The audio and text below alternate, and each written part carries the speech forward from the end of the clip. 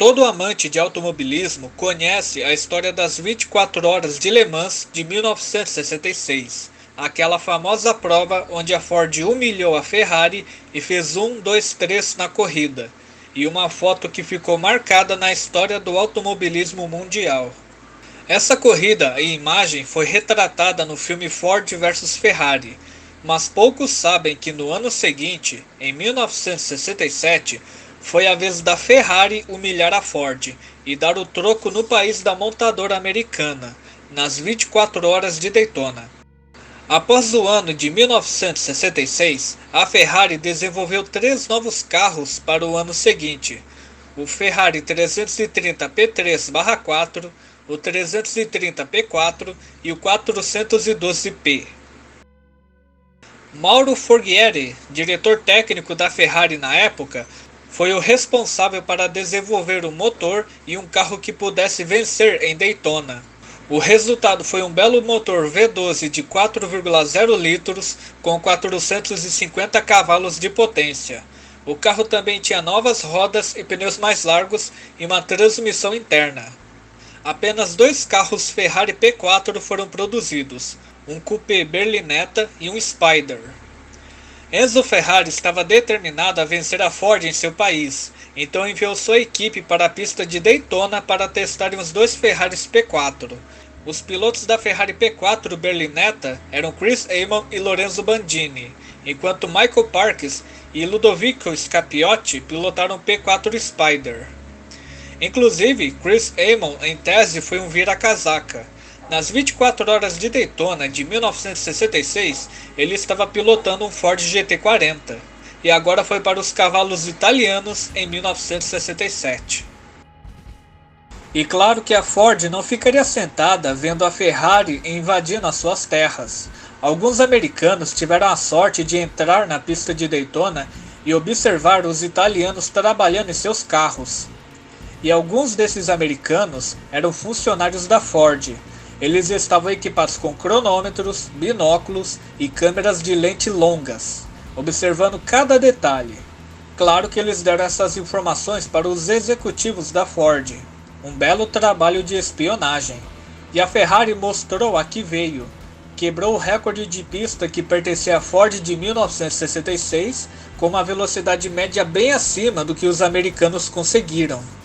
Quando a Ferrari voltou para a Itália, a Ford reservou a pista para testar o seu novo Ford GT40, o Mark III GT40. Durante os testes, ocorreram problemas com sobreviragem, rachaduras nas rodas e falha no chassi. Então eles tiveram que voltar para casa mais cedo do que esperavam. A partir daí começavam os primeiros problemas da Ford, porque o Mark III não tinha um grande desenvolvimento. Então, todas as suas esperanças para as 24 horas de Daytona de 1967 ficaram no GT40 Mark II, a marca que venceu Daytona em 66. E para aquela edição de 1967, a Ford inscreveu o maior número de carros possíveis de sua marca, para aumentar suas chances de vitória. Foram 6 Ford GT40 Mark II, 3 GT40 de entrada privada, um Ford Cobra, Mustang GT 350, vários Cortinas e Falcons, distribuídos por diversas categorias. Será que a Ford estava com medo de perder para a Ferrari em casa? O pole position foi o Ford GT40 de Dan Gurney e A.J. Foyt, mas a Ferrari ainda estava em seu encalço. A Ferrari 412P se classificou em terceiro, a 330 P3/4 em quarto e a Ferrari 330 P4 em sexto. Quando começou a corrida, o Chaparral 2F de Phil Hill ultrapassou Dan Gurney e ampliou sua vantagem para 20 segundos na primeira meia hora de corrida. Mas na volta 88 acabou batendo e precisou ir para os boxes para reparos. E quem assumiu a liderança não foi um Ford, foi uma Ferrari. Mike Parkes e Ludovico Scarpiotti assumiram a liderança no seu 330 P4, com Chris Amon e Lorenzo Bandini em segundo. A Ford, por sua vez, estava vivendo uma enorme desgraça. Conforme a corrida continuava, Os carros GT40 estavam tendo diversos problemas mecânicos, seja transmissão, freios, aderência, caixa de marcha, estava acontecendo de tudo, forçando os pilotos a fazerem pitstops não planejados e também abandonando a prova. Com certeza a Ford queria que Ken Miles ainda estivesse vivo. Por volta das 9 horas da noite, os dois carros Chaparrals estavam fora da prova. A Ford nem era mais a favorita a vencer, e a Ferrari estava em primeiro, segundo, terceiro e quarto na corrida.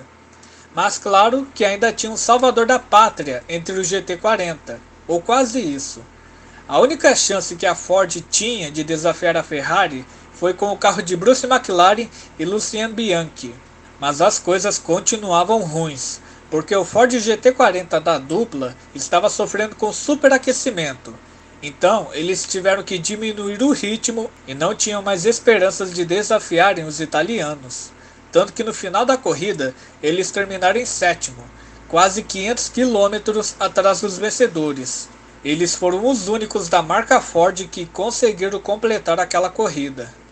E sim, os vencedores são exatamente quem vocês estão pensando. Faltando poucos minutos para o fim, o trio da Ferrari estavam confortavelmente na liderança.